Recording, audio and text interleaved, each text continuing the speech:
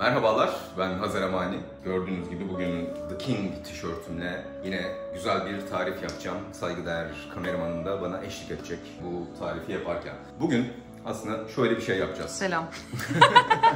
Bir arkadaşımdan bana güzel bir barbekü sosu challenge'ı geldi.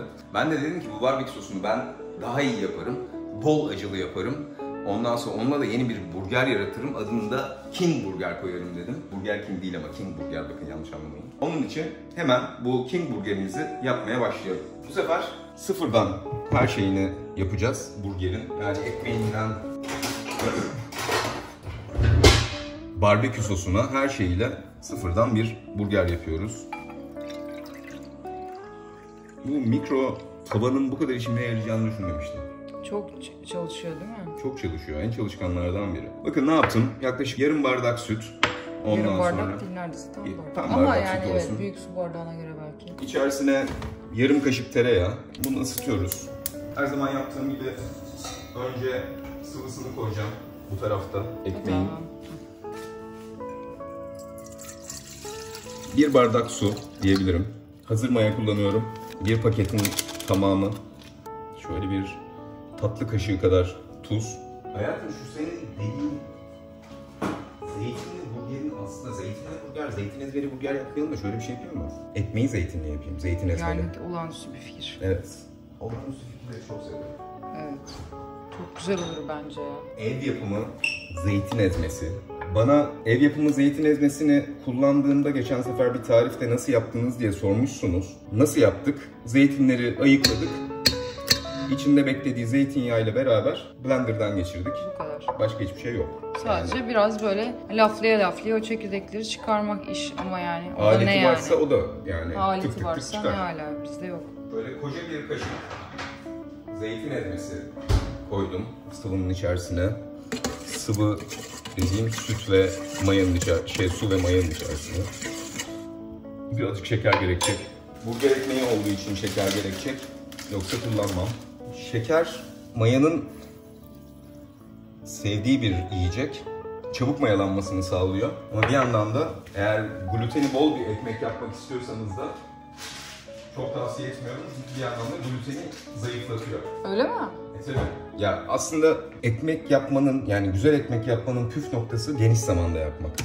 Yani tabii. yapabiliyorsan mesela dolapta mayalandırmak.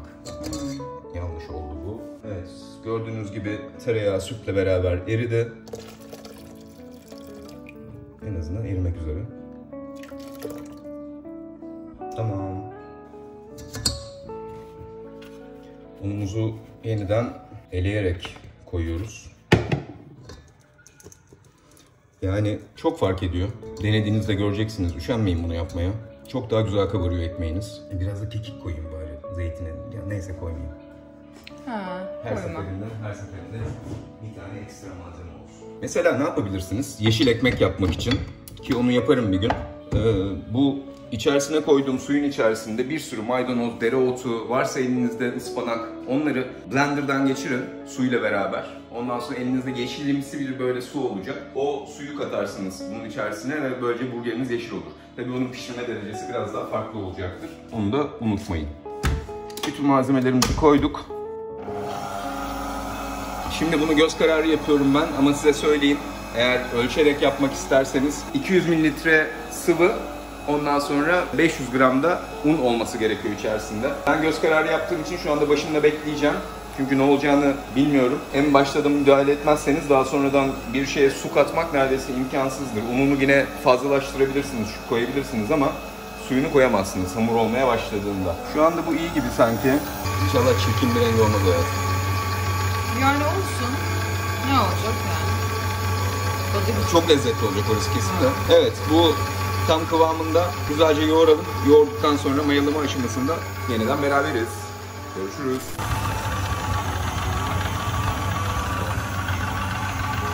Sanırım bu kadar yoğurmak yeter. Bu arada unla uğraşacağım için bir de siyah giyinmişim. Aslında yanlış bir hareket bu. O yüzden hep beyaz olur aşçı kıyafetleri. Şimdi güzelce yoğurduk. Bakın bütün yapışkanlığı geçti. Elime hiç yapışmıyor. Olması gereken kıvamda tamamıyla bu aslında. Ha bu arada ne yaptım ben? İçerisine bir parça acı olmayan kırmızı biber ekledim. Kırmızı toz biber ama pul biber değil. Çünkü rengi takdir edersiniz ki siyahla beyaz karıştığı zaman biraz grileşiyor ve kahverengiye yakın bir renk olmuştu. Ben istedim ki bu fırına girdiğinde güzel kızaracak, birazcık kırmızı toz biber koyacağım. Tamamdır.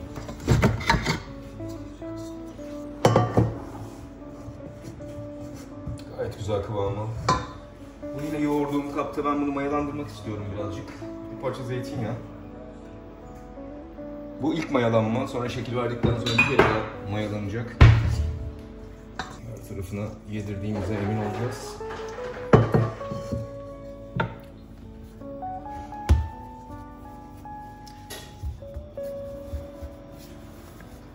Elimizle de birazcık içine hava sıkıştıralım.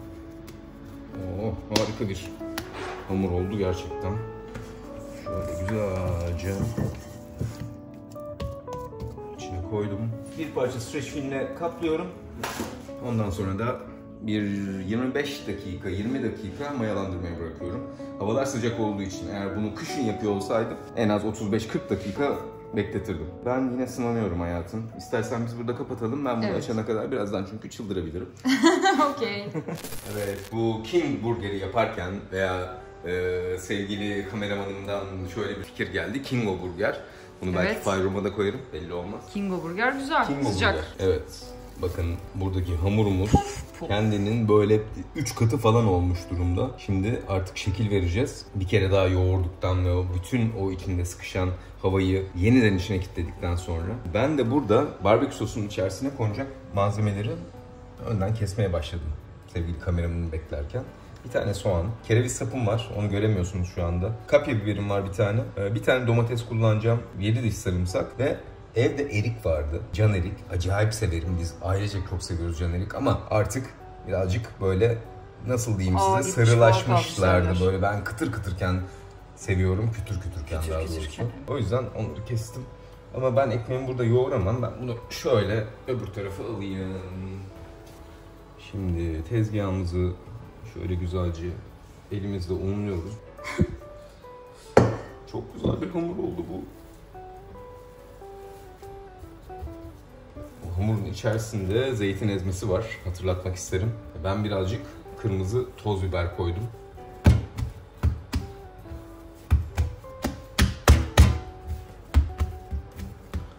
Dev bir tane burger yapasım var aslında. Evet, bunlardan ben 6 tane burger ekmeği çıkartacağım. Bir de kendimiz yiyelim diye burger yapacağım. Ekmek yapacağım.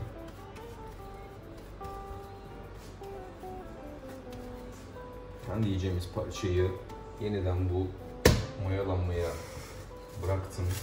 Devir tasarruf devri hayatım bak. Evet, harika oldu.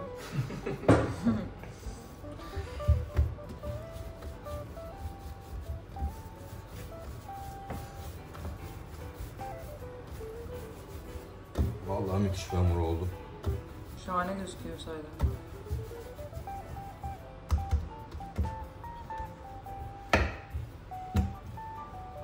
Altı tane yapacağız dedik. Şimdi burada yapmamız gereken, geçen sefer de yapmıştım. Bakın şu dümdüz gözüken kısımdan şöyle içeri doğru katlıyorum. Allah'tan ekmek yapmayı çok seviyorum. Her seferinde yapabiliyorum. Evet.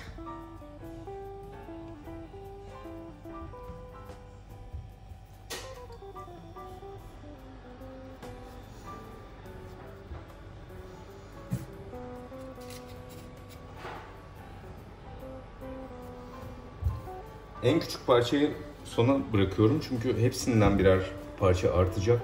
Dolayısıyla 7. ekmek olacak o da. 7. ekmek mi olur yoksa 6'yı mı tamamlar bilmiyorum. 6 biraz ufak kalmış ya hayatım. Ha öyle. 6'yı tamamlar öyleyse. Bakın ne yapıyorum şimdi, bir daha göstereyim. Anlamadık izlemeyin sonra. Şunu aldım şöyle.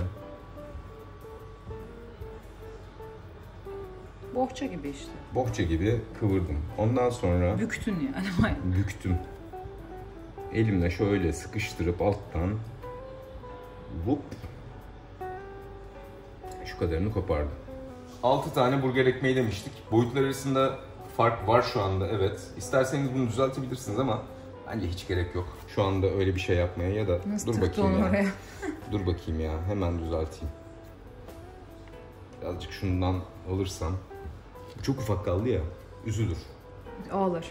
Ağlar. Sen onları büktür o zaman. Ben tamam. onları büktüm durdum. Şimdi 20 dakika daha üstüne ıslak bir bez veya peçete örterek mayalandıracağız. Ondan sonra kendileri fırına girecekler. Biz de bu esnada artık barbekü sosumuzu yapmaya başlayacağız. Tamam. Hamburger ekmeklerimiz oldu sayılır. Valla ne güzel şişman şişman. Tombul tombul. Tombul tombul. Evet. Onların artık yavaş yavaş fırına girme zamanı geldi. Gördüğünüz gibi ufak toplar büyüklüğündeydi. Şimdi genişledi mayaladıkça. Vallahi çok güzel. Şimdi ne yapıyorum ben üstüne? Bunun iyice üstünün kararmasını istiyorum. Zaten koyu bir renk ekmek olduğu için. O yüzden yumurta sarısı, bu sefer yumurtanın hepsi değil. Yumurta sarısı. Çok az da pekmez koydum. Bu harca ve üstüne sürüyorum. Pekmezin içindeki şekerle beraber bunlar bayağı güzel kızaracaklar. Bunları fırına attıktan sonra da artık yapacağımız barbekü sosunu başlayabiliriz. Fırın 180 derecede alt üst yanıyor. Fırın 180 dereceden 200'e getirdim. Ha öyle mi? Yanlış bilgi verdim. Şöyle söyleyeyim size. Ekmekler ben iyice kabarsın istiyorum ve yükselsin istiyorum. Yani boyları uzasın istiyorum. O yüzden ne kadar fırını yüksek derecede başlarsanız o kadar iyi. Şimdi 200 derecede bunlar girecekler. 200 dereceden ben 10 dakika sonra 180'e indiririm zaten. Çok ilginç bir ekmek oluyor bu. Evet, bence çok güzel olacak. Fikir annesi sen sayılabilirsin. Evet. Ben zeytinli bir sos mu acaba falan derken Hazer'in aklına bu daha yani fikir geldi. Ben bunu yapmıştım daha önce. Ha, yapmış Ekmek mıydın? yapmamış mıydım? Yapmamıştım ama şöyle bir şey yapmıştım. Kalamar mürekkebi ve zeytin ezmesiyle bir tane siyah pizza tabanı yapmıştım. Ha. Ta zamanında ve deniz mahsullüydü o. Vay. Şimdi bu ekmek versiyonu oldu ve siyah değil tabii ki. Biraz da susam dediler. Biraz da susam. Evet, bu şimdi fırına girer. Leyla hoş var.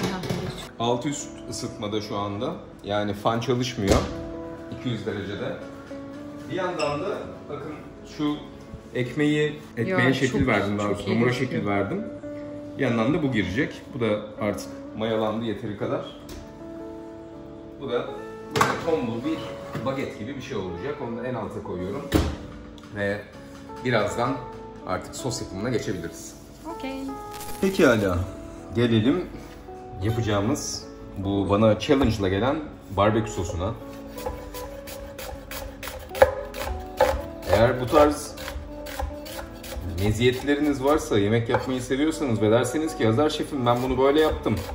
Ondan sonra sen nasıl yaparsın acaba diye bana video atarsanız seve seve yaparım. En sevdiğim boş zaman aktivitelerimden biridir yemek yapmak. Tabii hiç üşenme yok. Gerçi yani insan zaten seçtiği meslekte üşenmez herhalde. Sevdiği mesleği seçtiyse diye. Normalde biz restoranlarda, otellerde hatta yani işte büyük firmalar, marketlerde satılan barbekü soslarını yaparken biz kuru sarımsak, kuru soğan, işte kuru malzemelerle gideriz ki çok daha uzun süre dayansın. Ama şimdi hemen yapıp zaten sonra da yiyeceğimiz bir ürün olacağından bu normal taze malzemelerle yapabilirim. Bir tane kırmızı soğanım var. Evde olanları kullanıyorum bakın. Normal soğansa normal soğan kullanın. Yani beyaz soğan kullanın. Kuru soğan. Beyaz soğan nereden çıktı? Soğanımız var. Erik. Bozulmasın diye. Yani artık bozulmaya yüz tutmuştu. Biz de yumuşağını sevmiyoruz onun. Onu kullanacağım. 7 diş sarımsak. Bir tane kapya biber. 2 adet kereviz sapı ve bir sap pırasanın yeşil tarafının bir kısmı. Hepsini de kullanmıyorum. Şimdi tencerenin altını açmıştım. Döndüm. Dönelim buraya. Burada da acayip biberleri var Hazer'in. Kuru biberleri dünyanın dört bir yanından topladı ve bu biberlerle gerçekten gurur duyduğunu belirtmek istiyorum sizlere. Evet. Ama gurur duyulmayacak gibi değil tabii yani. Yani şöyle söyleyeyim ne kadar sevdiğimi. Sıla dedi ki ya bunlardan işte kullanacağın kadarını alalım bir kaseye koyalım. Ben de hayır herkes görsün ne kadar çok biberim olduğunu dedim. Ben dedim ki hava atmak istiyorsun biberlerine. Evet dedi. Yani her şey çok dürüst. Elinde sonunda ama King Burger yapıyoruz. Kingo burger. Ah, en kralı gelsin bakalım. King Burger'den iyi ya King Burger. King Burger iyi, evet. Bütün malzemeleri demin size saydım. Hepsini aynı anda koydum. Erikler hariç. Erikler başka bir işkenceye mi tabi tutulacak? Yok, bunlar birazcık sotelenince böyle güzel kokusunu bıraktıktan sonra erikler girecek. Bunlar sosun artık baz kısmı olacak.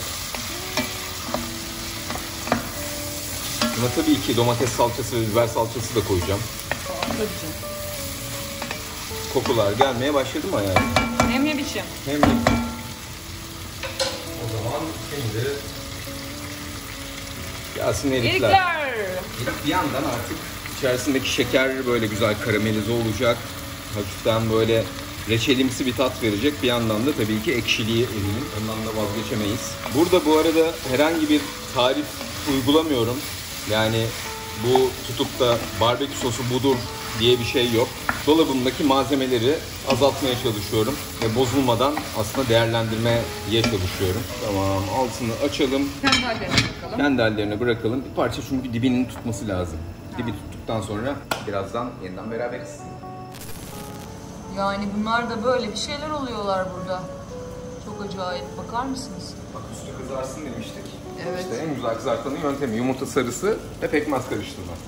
Şimdi gelelim buradaki barbekü sosumuza. Bakın erikler eridi. İçerisinde bir sürü şekeri bıraktı ve tabanda böyle bir yanık kısım kaldı. Bu yanık kısım kullanılmaz mı? Öyle bir kullanılır ki. Şimdi zaten en sevdiğim tarafı. Şimdi bu yapacağımız sosu deglaze edeceğiz. Yani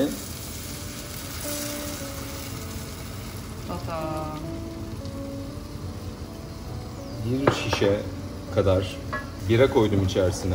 O birayla şimdi beraber bütün o tabanındaki bütün o yapışmış lezzetleri hepsini kazıyorum. Hem tencere daha çabuk temizlenecek, daha rahat temizlenecek, yıkanacak. Temizlenecek ne demek? Tencere temizlenir mi? Olsun. Kendini yalıyor değil mi tencere? Kedi gibi. Harika. Bakın şu dibindeki bütün o yapışmış olan o pütürcükler hepsini ahşap kaşığımın ucuyla kazıdım ve sosumun içine dahil ettim. Zaten bir anda sosun rengi değişti. Bir tane domates attım. Ondan sonra bir kaşık ama tatlı kaşığı Domates salçası. biber salçası. Biber salçası.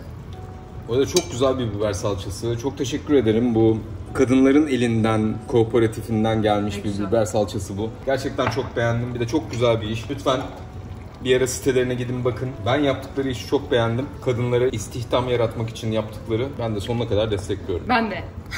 Sen de destekliyorsun. Ben de. Evet, biber salçasını da karıştırdık içeriye. Şimdi gelelim çok sevdiklerime. Havalı biberlere. Havalı biberlere. Havalı biberlerden önce biraz çok acı pul biber koyuyorum. Antep işi. Yani Antep'ten geldi. Belki Antep biberi değildir ama Antep'ten geldi. Samandağ biberi en acılarından biri. Bunları bu arada koymak zorunda değilsiniz. İlla ben bu yoksa yapamam demeyin. Ben şımarıklığına yapıyorum. Bir tane poblana biberi. Kapya biberin aslında bir şekilde nasıl diyeyim size közlenip ondan sonra kurutulmuş hali. Şöyle karışık diğer biberlerden de atayım. Ey maşallah. Kendini tutamıyordu. Biber deyince Evet. tutamıyordu. Tutamam, hayatta tutamam. Pekmez mi o? Birazcık pekmez. Türk versiyonunu yapıyoruz barbekünün. Niye pekmez olmasın, değil mi? Tabii. Çünkü barbekü hafif şekerli, tuzlu bir sostur. Evet. Birazcık tuz.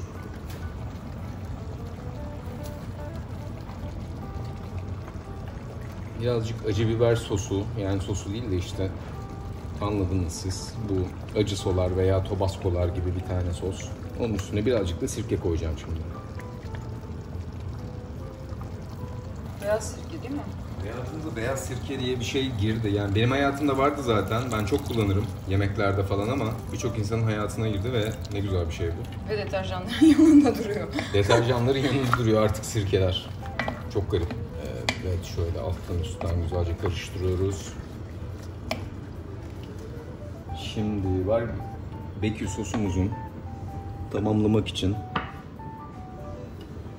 Bakın gördüğünüz kadar hardal, yaklaşık 1,5 veya 2 kaşık yemek kaşığı hardal ve nasıl diyeyim size, herhalde bir 5 yemek kaşığı da ketçap. Şimdi güzel bu karışım bir parça kendi kendine pişecek. Ondan sonra o kurutulmuş biberlerin hepsi rehidre olacak. Yani yeniden o suyu çekecekler. Ondan sonra da atacağımız baharatları kullanmaya başlayacağız. Vallahi 20 dakika sonra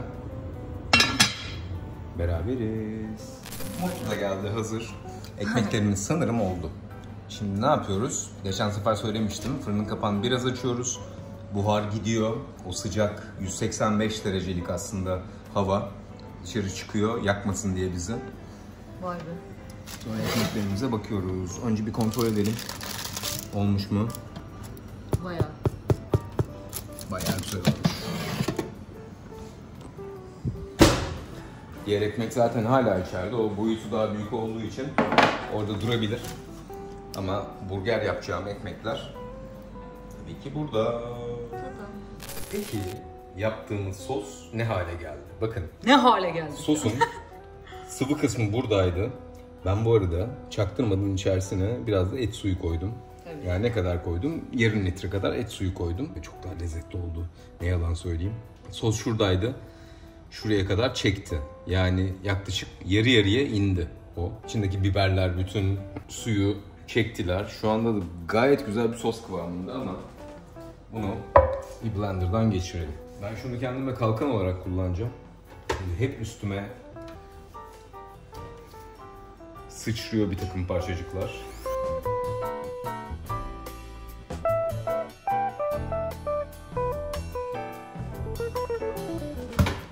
Evet, şimdi ocağın yeniden üstüne koyduk. Gelin buna girecek baharatlara. Çok fazla bir baharat girmeyecek aslında. Birkaç şey de girecek. Biraz daha kırmızı pul biber. Markere gerek yok. Köriye gerek yok. Hardal arıyorum ama bulamıyorum. Zahter koyayım. Madem Türk usulü yapıyoruz. Biraz da zahter koymayayım falan diyorum. Hadi koyayım dedim sonra da. Canım istedi. Ama zaten karışamazlar değil mi hayatım? Evet, karışamazlar. Tamam, hardal tohumunu. Tamam. Koydum. Kimyon. Biraz da aslında benim ilk barbekü sosu yaptığım memlekete gidip kişniş tohumu koyacağım. Benim aklımda çok kullanılıyor kişniş. Bir parça da kekik.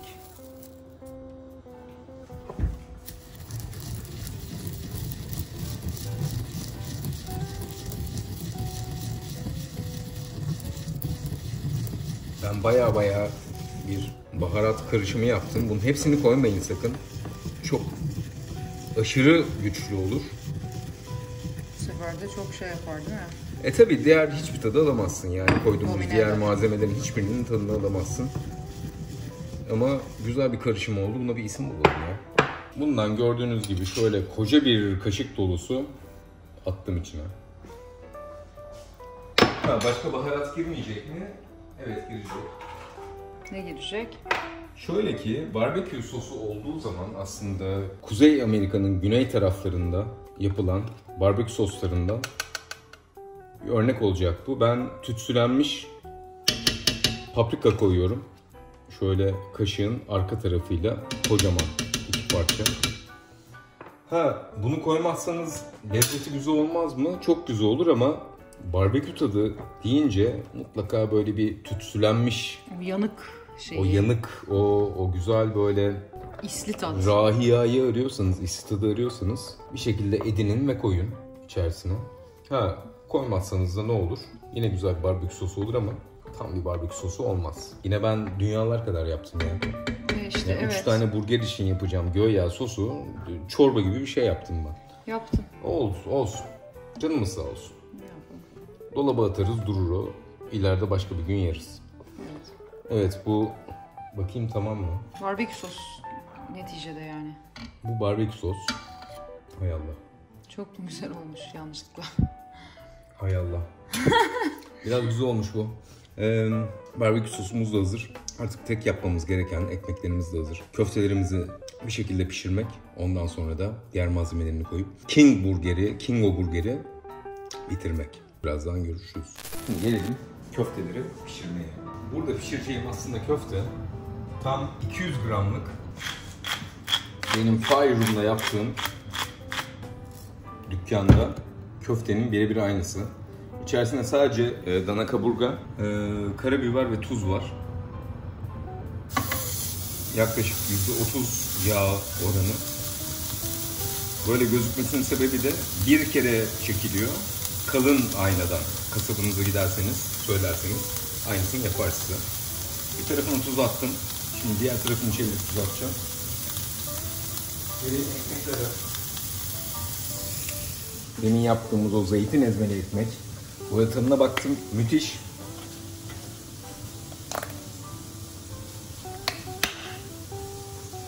Birazcık mayonez. Onlar güzelce kızarsın istiyorum. Daha 4 tane daha burger pişireceğim orada.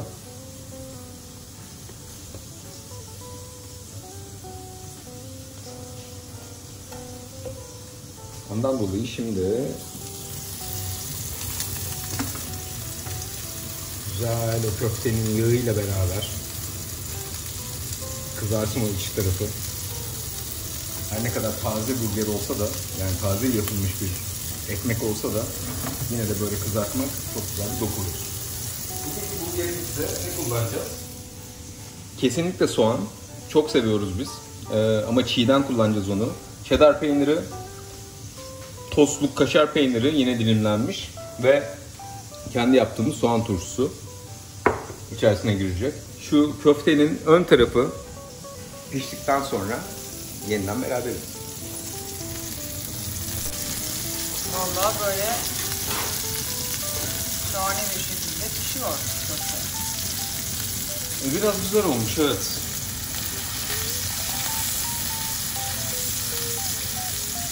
Bakın ekmeğin alt kısmını üstünde tuttum. Biraz daha böyle o köfteden çıkan yağ bulandı. İç kısmını da aynı şekilde buladım. Sonra birleştireceğim tabağın içerisine koydum. Şimdi benim King burger olarak hayal ettiğimin içerisinde bir sürü peynir var. Ha, bunu siz koyar mısınız, koymaz mısınız bilmiyorum ama benim kesinlikle bir sürü peynir var. Çok güzel kuru soğan var. Böyle bir parça o demin yaptığımız barbekü sosundan var. Ve orta, hatta az orta pişmiş bir tane güzel bir et var. Yani köfte. Dediğim gibi o köfteler, benim Fire Room'da kullandığım köfteler sadece içerisinde dana kaburga, tuz ve karabiber. Başka hiçbir şey yok. 3 dilim cheddar. Güzel hayal etmiş miyim sevgilim? Evet, vallahi güzel hayal ettim. Biraz daha şu yaptığımız sostan. Evet, son olarak da artık bu Fire Room'un da imzası oldu, benim de imzam oldu. Soğan turşusu. Bir gün de bunun tarifini vereceğim. Sürekli söylüyorum vereceğim diye ama bir türlü fırsat olmadı. Evde olduğu için boşu boşuna yapmak istemiyorum çünkü. Kendi yaptığımız güzel zeytinli, sütlü ekmeğin içerisine. Vay vay. Şimdi sanırım bizim King burgerimiz bu oldu.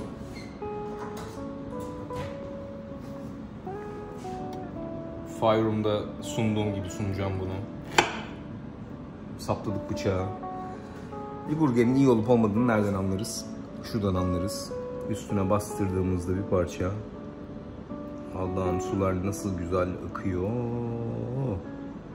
Üf. Üf üf üf üf. Bence evinizdeki malzemelerle çok rahat yaparsınız bu burgeri. En fazla bir kasaba gidip işte özel bir köfte istemeniz gerekir. Onun dışında çok basit bir burger. King burger veya Kingo burger, sevgili kameramanımın söylediği gibi. Valla biz yaparken çok eğlendik. Güzel de bir burger olacak gibi düşünüyorum. Birazdan yiyeceğim, tadına bakacağım ama bence deneyin ve siz de evinizde hazır bu evde otururken bu güzelim lezzeti yakalayın. Hay Allah. Afiyet olsun canım. Bugün 28 Mayıs Dünya Burger Günü. O yüzden yaptık zaten bu burgeri. Farklı bir burger olsun istedim ben. Hepinizin Dünya Burger Günü kutlu olsun. Benim muhtemelen dünya üzerindeki en sevdiğim yiyeceklerden bir tanesi. Eminim birçoğunuz da benim gibi düşünüyorsunuzdur. Tek ısırıkta bütün o lezzeti alabiliyorsunuz ve gerçekten harika bir şey. Dünya Burger Günü hepinizin kutlu olsun. Evet. Sevgiler. Görüşmek üzere. Bye. Bye. Afiyet olsun canım.